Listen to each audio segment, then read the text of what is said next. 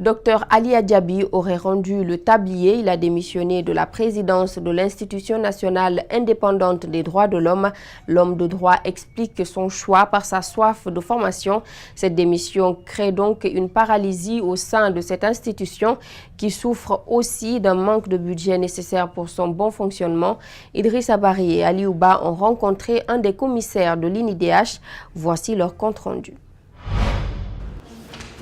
Pour le président des mêmes droits pour tous, cette démission du président de l'INIDH n'est pas une surprise pour qui sait comment Ali Diaby s'est retrouvé à la tête de cette institution.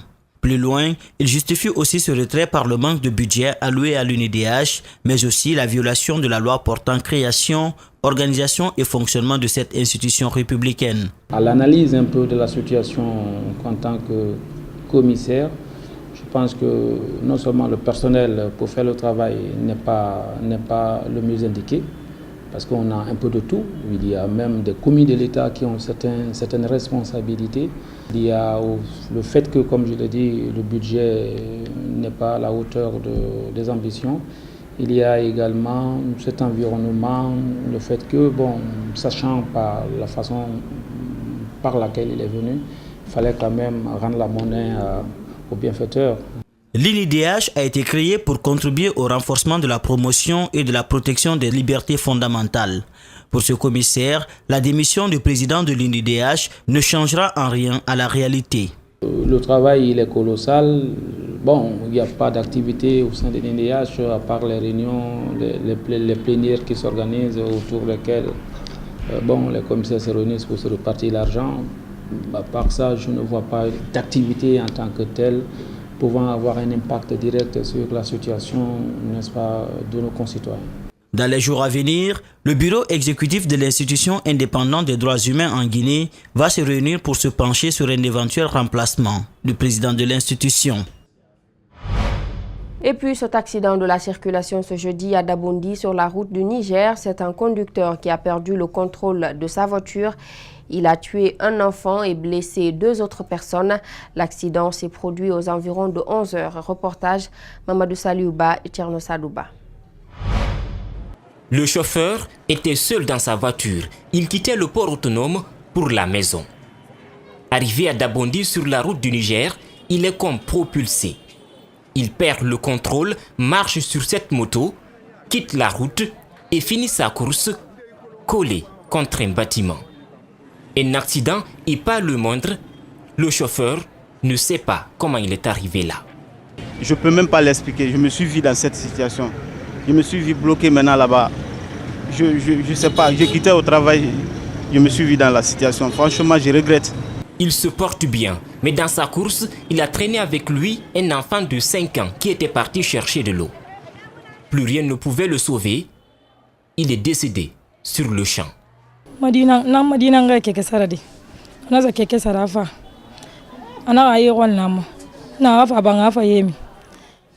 dit à mon enfant d'aller acheter de la tchéké. Il est parti. À son retour, il me dit qu'il n'y a pas d'eau à la maison. Je lui ai donné de l'argent, je lui ai dit de partir manger à la maison. Mais il a insisté de rester avec moi. Et c'est quand il est parti acheter de l'eau, à son retour, la voiture l'a renversé.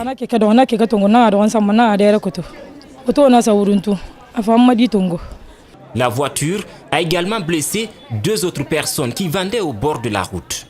Le véhicule venait de la direction de Bonfi. Il venait de Bonfi en direction de rond-point Kondeboyi. Arrivé ici, au niveau de la mosquée de Dabondi 1, il a trouvé une moto là-bas, plus 2 piétons. Il a pris la moto, l'a propulsé jusque dans le fossé. Là où vous voyez comme ça sa position et cassé la porte du bâtiment là. Mais ça a trouvé qu'il y avait un enfant aussi qui était assis, qui prenait son petit déjeuner. Il a cogné l'enfant là et que l'enfant a succombé par suite de ses blessures sur le champ. La police doit répondre à 2 questions. Qu'est-ce qui a occasionné l'accident et comment convaincre les citoyens à éviter de vendre sur les trottoirs? Clôture ce jeudi à Conakry de la conférence régionale sur le WACF. Au terme de 2 jours de travaux, des recommandations ont été faites pour renforcer l'impact socio-économique des actions du WACF en Guinée et dans la sous-région ouest-africaine. Compte rendu, Mamadou Boy Diallo, Yacouba Traoré. Des panels sur le mode de financement des projets par les fonds WAFT, les domaines d'intervention et le renforcement de la coopération entre le WAFT et l'Afrique ont dominé les débats au cours de la dernière journée de cette conférence régionale.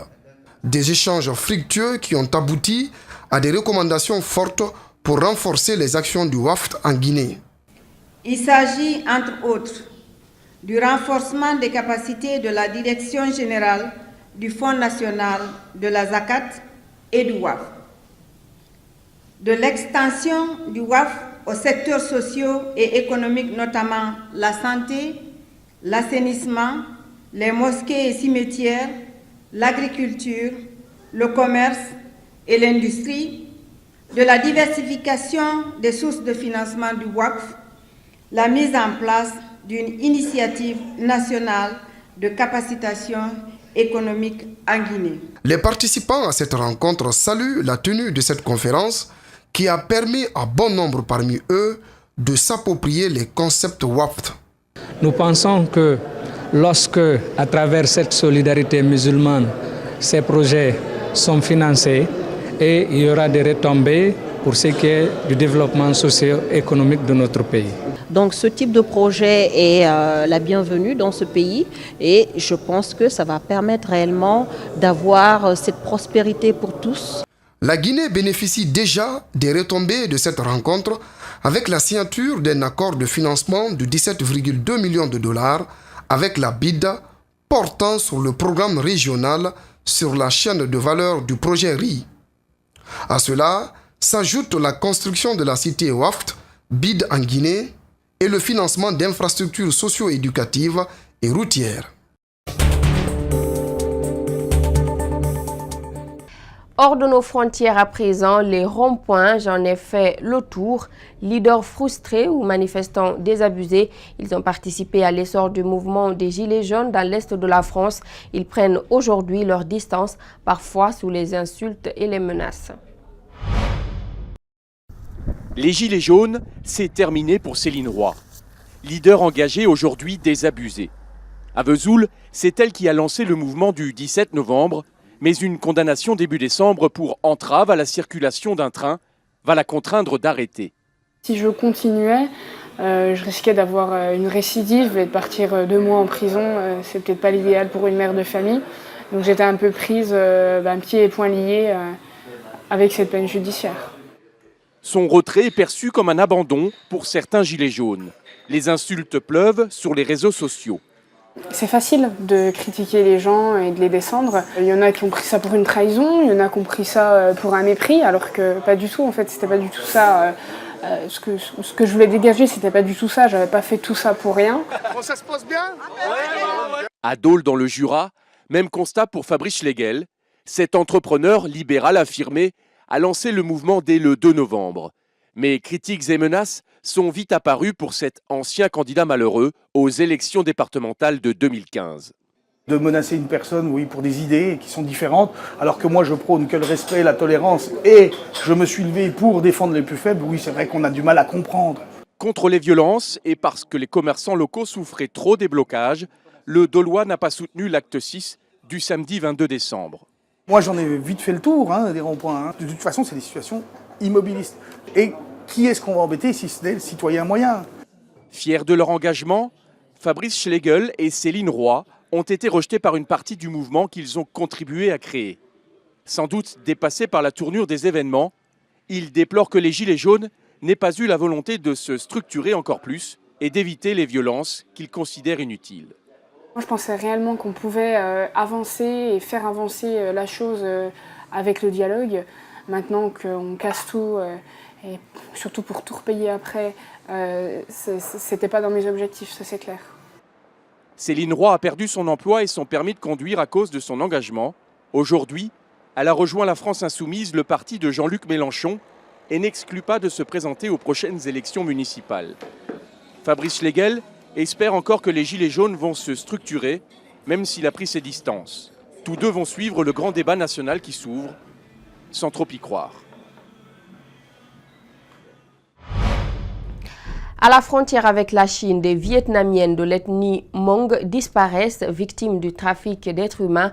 Alors une fabrique traditionnelle de textiles tente de réinsérer socialement les revenantes et les victimes collatérales marginalisées par la société. Suivez. Il faudra des semaines pour confectionner une simple veste. Avec patience, ces Vietnamiennes recréent de façon traditionnelle des costumes de leur ethnie, les Hmong. Ici, certaines ont un point commun, elles ou leurs proches ont été victimes du trafic d'êtres humains. Dans cette région frontalière du Nord-Vietnam, des femmes disparaissent pour être revendues comme épouses en Chine ou à des réseaux de prostitution. La mère de Tao est partie au marché il y a 11 ans, mais n'est jamais revenue.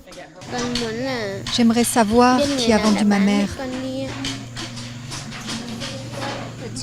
Un stigmate qu'elle porte au quotidien. Cette coopérative a été montée en 2001 par Vang Thi Mai pour aider celles qui ont pu s'échapper et leurs proches, aujourd'hui marginalisés. Ici, nous sommes prêts à leur ouvrir notre porte, à leur donner des emplois, une profession, des revenus pour leur famille et pour elles-mêmes.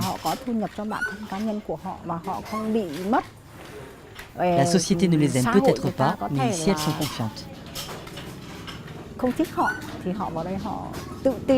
Ces sacs, robes ou jouets faits à base de chanvre leur permettent de gagner jusqu'à 150 € par mois. Une meilleure alternative au travail des champs pour les quelques 150 femmes employées ici. Si je travaille dans les collines, sous le soleil et la pluie, c'est très dur. Ici, je n'ai pas besoin d'être au soleil ni sous la pluie pour tisser, et je suis beaucoup plus heureuse.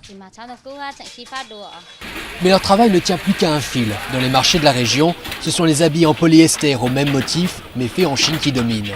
Leur prix est impossible à concurrencer. La fabrique s'est donc tournée vers les touristes pour défendre leur identité Hmong.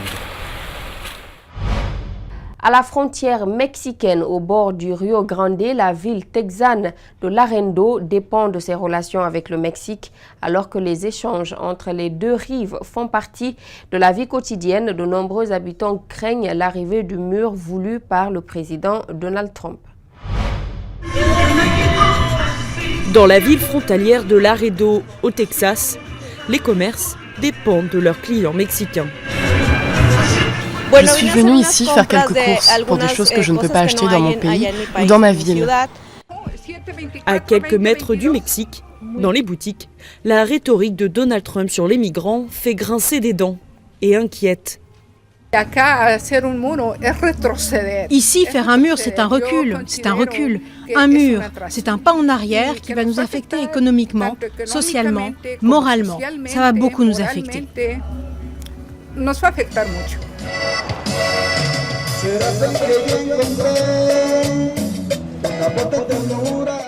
Chaque jour, 17 000 personnes franchissent à pied le Rio Grande pour traverser la frontière.